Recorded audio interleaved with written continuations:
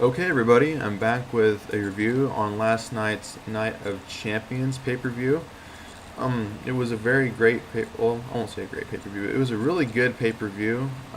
We had some solid matches, and the crowd was amazing as usual. Boston is one of the very few well-known U.S. crowds that are known to be very, very wild, and that really helps the pay-per-view and have people hooked in the interest because if people care in certain matches, you'll care as well with them, and if they don't care in other matches, then you'll kind of feel the same way as well.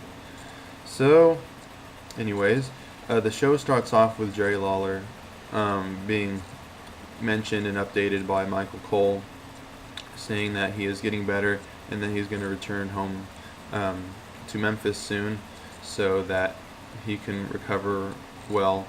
So there was a nice update from Michael Cole to update him and give everybody notice of how he's doing. So that's good that they're still keeping us fresh, on that subject. And then straight afterwards, we get Justin Roberts announcing JBL as the guest commentator for King to replace him, and he came out to a nice pop. The Boston crowd didn't forget JBL, and it sounded like they appreciated him with that nice ovation that he got. So, I marked out for JBL coming out. I missed him on commentary. He's great, great. I'm going to be making several more mentions of him throughout the video on how great and how solid he is as a commentator, and how I wish that he was a permanent one. So, anyways, okay, so the first match of the night, the opener, was the Fatal 4-Way Intercontinental title match with Miz defending against Cody Rhodes, Rey Mysterio, and Sin Cara. And this match was really good. I liked it. It wasn't going to be no surprise because all of the performers are really good in the ring, especially when they're paired together. Let's see. There was a point in the match where Rey Mysterio and Sin Cara faced off, and I didn't expect to have that happen yet. I thought they were going to build that up slowly with a potential rivalry or alliance they're having now. They were going to build it up, but they had them face off in a couple of parts of the match, which I thought was really good. They accentuated the Lucha Libre style, which was really nice.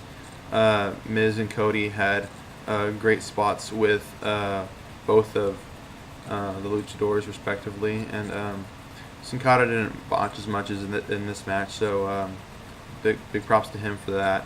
And like I said, there were some really good spots in the match. I tend to forget all of them, and the conclusion of the match was Sin Cara taking out a mask and placing it on top of Miz's head. I don't know if that's his new gimmick. It seems kind of like a weird gimmick that's going to be happening, but he placed it atop Miz's head while he was in the power bomb, and then Cara dropped out of the power bomb, and then Rhodes was trying to give Sin Cara the crossroads, and Miz from behind gives Cody a skull crushing finale with the mask on to get the victory. And I thought that was a pretty cool ending there. I had never seen something like that. It kind of gives Miz, a little more credibility. He can win a match without even having to see, which I think is pretty cool for him. I'm not a huge Miz fan,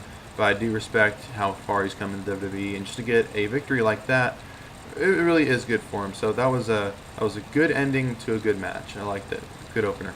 Afterwards, we had the Tag Team Championship match with Kofi Kingston, R-Truth defending against Daniel Bryan and Kane, and which I guess they're going to be referred to as Team Friendship. I'm hoping, because that name really does, it's a hysterical name, and just to have a rugged technician like Bryan and a scary, trepidation eliciting monster like Kane to be in a tag team called Team Friendship, I think that's just pretty funny. I don't know, I'm easily amused. So most of the match was just comedy stuff. It was the psychology of Bryan and Kane not working well together as they should, with like Kane saving Bryan from several offensive maneuvers from Kofi and Truth. And Kane's just bickering, like, and so is Bryan. And Bryan's like, "Why did you do that?" And Kane's like, "Oh, he was gonna kick your head off, and he was gonna do this to you and stuff like that." And it's just so funny how they're easily agitated from one another. And not to say that there weren't any good wrestling in the match. There was several good parts of the match where it was good wrestling, but most of it was just the comedy, stuff to get the Bryan and Kane dichotomy over. And the ending had Kane going to the top rope, and then Kane and Bryan were arguing, and then Bryan he punches or kicks Kane like in the back or in the back of the head, and then he shoves Kane off the rope onto Kofi with like a kind of like a splash onto Kofi, and then he gets the 1-2-3, and Kane and Bryan they really start over celebrating. Bryan brought back the yes thing for like a temporary amount of time, which I was like really marking out for because I missed the whole yes thing as opposed to the no thing. Yes is more catchy, but like both of them, they were going, "I am the tag team champions," on the ropes, and they just kept doing that for like minutes on. I just thought that was funny. I also liked the part of the match where the crowd chanted "Hug it out," and then Bryan acquiesced to the chants and had both him and Kane hug, and the crowd popped to that really nicely. So that was really funny too. Afterwards, what do we have here? We had Antonio Cesaro versus Zack Ryder, with Antonio defending his United States Championship. It was a really good match. Great to see Ryder being utilized, especially on a pay-per-view. And it's sad to say, that's monumental for Ryder nowadays to get a spot on the pay-per-view in a singles match. And Ryder is so underrated. He's really improved in the ring, and he's bettered his craft. And with a guy like Cesaro, given his history as a catch-as-catch-can wrestler, which JBL to perfection put over, he put over lots of guys tonight very well. That's what made it a good match. One spot in the match that I really did go crazy for was the pop-up uppercut that Cesaro gave to Ryder. I always liked that move. That move looks vicious and devastating. It could go well for a finisher, but you can't do that to everybody. Neither can he with the neutralizer, but anyways, I contradicted myself. I'm not sure. But yeah, Cesaro won with the neutralizer, and he retains the U.S. title. Good move. Cesaro isn't getting well over with the fans, but hopefully, in due time he will kind of get a bigger reaction from the crowd, soon, because, if he doesn't muster up any reactions from the crowd, then he won't be holding the U.S. title long, which I do want him to hold on to because he's a good wrestler. Anyways, after that, we had a segment between Ricardo Rodriguez, David Otunga, and Alberto Del Rio. Sorry, damn it. I don't know why I'm stuttering. But yeah, they were all backstage. And Ricardo shows up without the neck brace on, revealing to the world that it's all a ruse, which everybody and their mother probably knew that, they were faking it anyways. And then Otunga calls Ricardo stupid in Spanish. Anyways, just showing that Ricardo and Otunga aren't really injured, as if we didn't need proof for that. So, and then afterwards we had the matchup between Dolph Ziggler and Randy Orton in a stellar match. Once again, I won't say that I was surprised that they were going to have a good match. They were given a great amount of time too, about 18 minutes, and both guys were just really, really, really crisp in the ring. When Orton and Ziggler are paired up, they can't have a bad match at all. They have not had one bad match lately, so having them wrestle on pay-per-view is just the icing on the cake. Good moves in the match. Orton seems to only do the slingshot suplex to Ziggler in their matches, which I like, and I don't have a problem with it.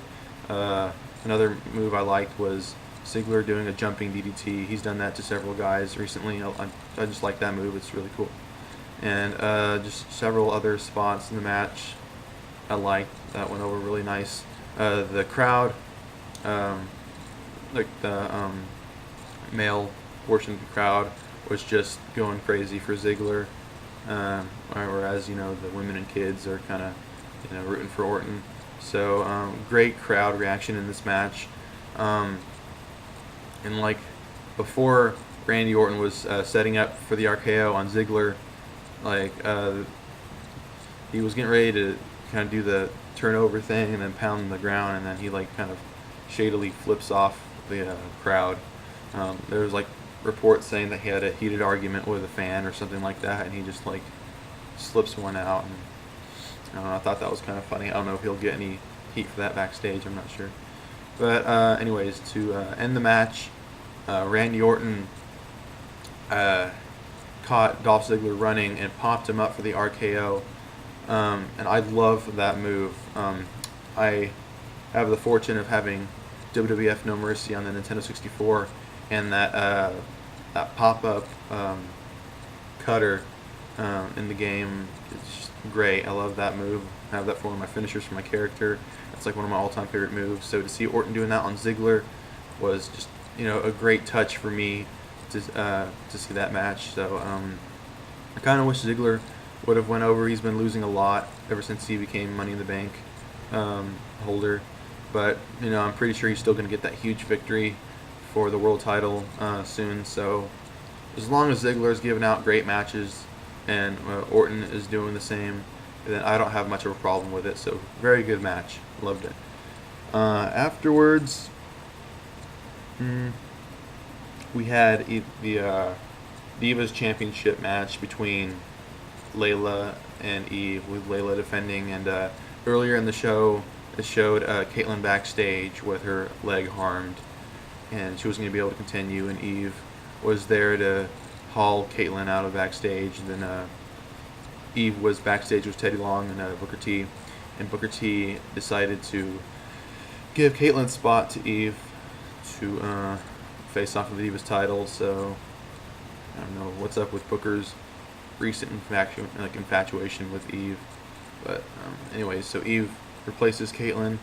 The match itself was it wasn't bad, but I mean it wasn't all that good. Eve is mediocre in the ring. Layla is improving, but she's still not at that high point that I want to see her in. The crowd wasn't really into it. There were some smart fans in the crowd for most of the pay-per-views, and they kept chanting stuff like Olay and stuff like that during the match to keep themselves entertained. So they didn't really, none of the arena was actually interested in it as much. So therefore, I wasn't interested. So Eve defeats Layla with that spinning neck breaker. I'm a huge fan of that move as well. Really nice. But other than that, wasn't really a decent match. Just Eve wins. Everybody saw that coming a mile away. So after that, we had a segment between Daniel Bryan, Kane, AJ, and Dr. Shelby backstage, and they're still bickering about how one of them is the sole holder of the tag team titles, and they're just going back and forth. And then Dr. Shelby and AJ comes in, and they're like yelling how like the anger management classes were supposed to have done better for Bryan and Kane and stuff. And then Bryan's just he's actually told by Dr. Shelby to like tell Kane congratulations, and Kane was told to do the same, and he walks away, and Bryan's like, where are you going? And he's like, oh, that's why I'm the reason why like I won the tag team titles or something like that.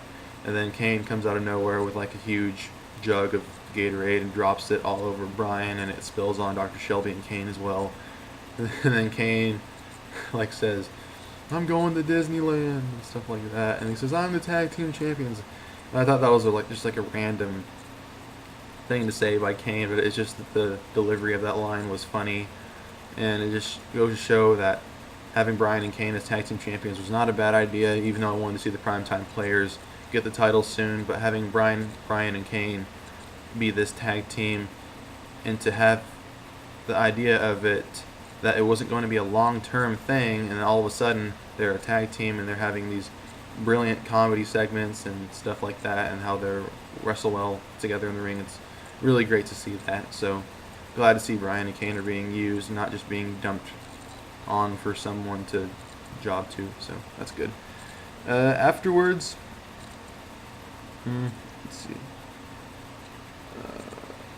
One thing I forgot to mention. Sorry, I don't mean to like retrace my steps, but in the Ziggler Orton match, like JBL with his just hilarious commentary, like he caught Cole judging Vicky on how she was being vocal, and yelling and stuff, and JBL just retorts with like a sexist accusation of Michael Cole, saying that he's sexist and he's chauvinist, and like how he's against women like being vocal, and how if a man was doing it, then Cole would have no problem with it. It's just classic JBL Michael Cole commentary back from 06, 07 on SmackDown. I miss that so much, with Cole kind of being the neutral commentator. He's not accentuating himself as a face or heel all that much, while JBL is full heel mode, and he's being totally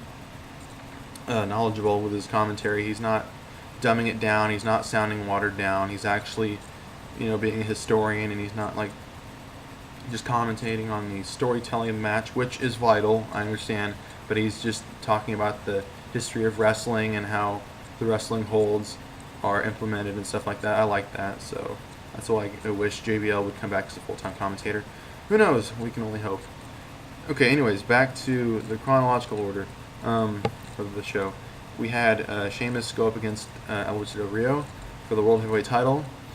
A lot of people tend to bash the matches that Sheamus and Del Rio have together, and I think it's only because they have this long, drawn-out feud that really doesn't do much. But despite that, Sheamus is a good wrestler in the ring. Alberto Del Rio is really good in the ring, so they were given a good amount of time in this match to wrestle for the title. They had some good spots. I can't remember all of them, but they did some really good moves in the ring.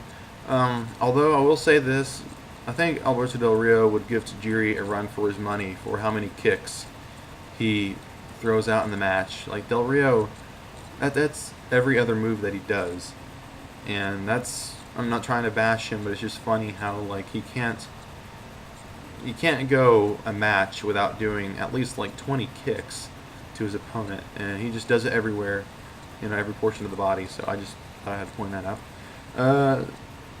And before the match, I'm sorry, I keep losing my pinpointed, things I'm trying to, talk about. But before the match, Booker reveals that the Brogue Kick is not banned anymore. It's reinstated. And I think this whole Brogue Kick ban storyline was totally rushed, and it didn't really give up any good. It didn't have a really impactful payoff. We thought that Sheamus was going to utilize the Texas Cloverleaf to win the match and give him a good new finisher, and we have just Sheamus win another match with the Brogue Kick out of nowhere. I thought there was going to be something more to that, but I don't know. It was a good match, and hopefully this whole feud is done, but I can see Sheamus and Del Rio facing off at Hell in a Cell one more time, because Sheamus, I don't think he'll have any other opponent to face in the Hell in a Cell that would mean something other than having Del Rio face him one more time. And people would say Ziggler would face off against Sheamus, but that's not good. We have to have Ziggler just come out of nowhere and cash it in, and that would be a better outcome of the storyline. So, I don't know. But anyways, afterwards, we had the main event of the show, which featured CM Punk, the WWE Champion, defending his title against John Cena. And it's about damn time CM Punk has been put in a main event. Way long overdue for Punk being put in the main event. I'll just leave it at that. So Paul Heyman comes out and basically just reiterates that Punk is a Paul Heyman guy and that he needs to be shown respect, which leads to CM Punk coming out with his ring gear being stylized after the New York Yankees, which was a good way to get heat, but it didn't get a bad reaction at all. CM Punk came out to a mixed reaction. He still has his fan base, and he has the other people who will strongly support John Cena. And then out next came out John Cena, and I'm gonna go on just a little rant. I do favor the whole partnership with WWE and the whole breast cancer organization thing. That's good. I'm very happy that there's survivors of that disease, and I would love for everybody that has it to overcome it. I have nothing against the whole cause at all. It's just that this whole breast cancer thing that John Cena has on his merchandise, I just feel like that's another attempt by WWE brass to get John Cena to be cheered for wildly, and they're smart with the whole, you know, putting in a cause to fight something major, and they're implementing that in Cena's merchandise, and they're looking at as a way to have the crowd, cheer Cena. And again, it fails. People see behind this whole, we have to have Cena cheered for, and we're just so desperate scam. And like I said, I have nothing against the breast cancer awareness situation whatsoever. It's just that they must pin every bad thing that is supposed to be fought against on Cena, and they're having Cena being the guy who commercializes, the fight against, a bad cause. And I just think it's just more so trying to get Cena cheered, and it didn't happen completely. Anyways, I'm done, crying about that. So, on to the wrestling portion of this thing. The match was very, very, very good. It comes, I think it ties with, at least their SummerSlam match, and that match was very good.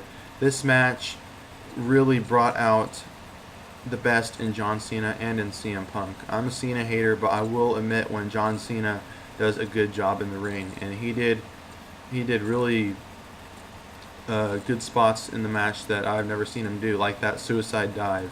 Yeah, that was a really good move by him. I will admit that, but CM Punk did like a lot of maneuvers, a lot of crisp, solid, fluid wrestling. One part in the match, he gives John Cena a drop toe hold, and then without any movement wasted, he quickly transitions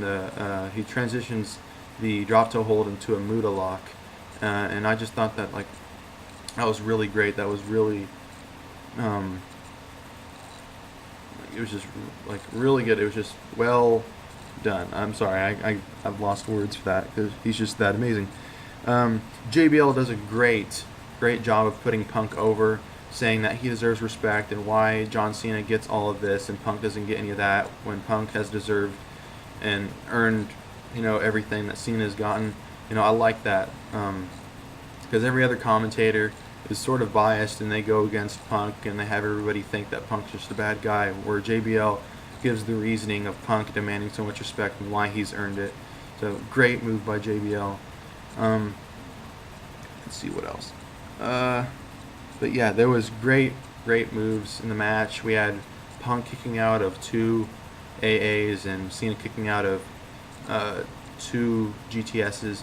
And then there was a part at the end where Punk gave John Cena the rock bottom, and the crowd popped big for that. That was a really great moment in the match.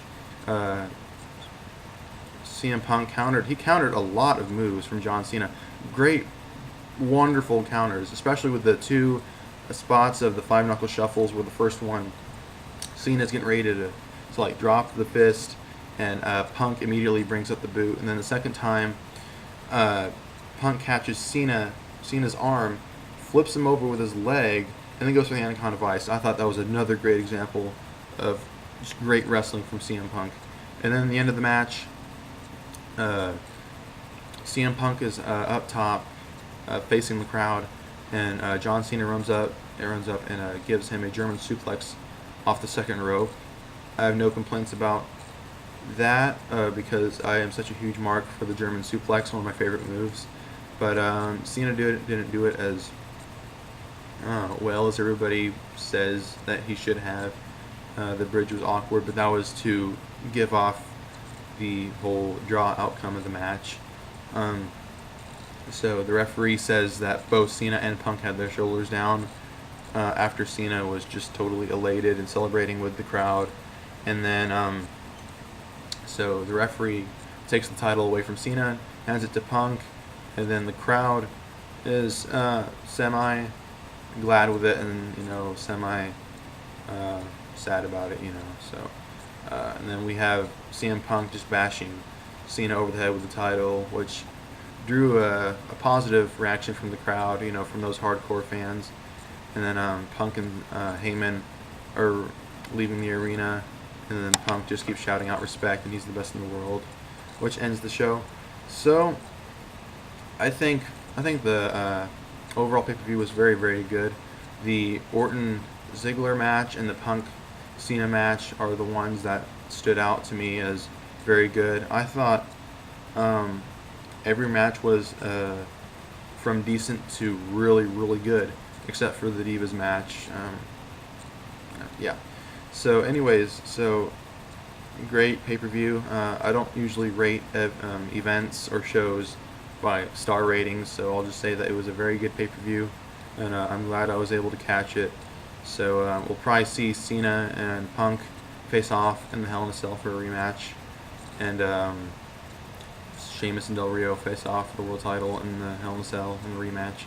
So can't wait to see that pay-per-view. Hope that's good, and it's gonna have to follow up Night of Champions, really well. So, anyways, that's my review, and I might be back with a Raw review. I'm not sure. So, anyways, take care, everybody.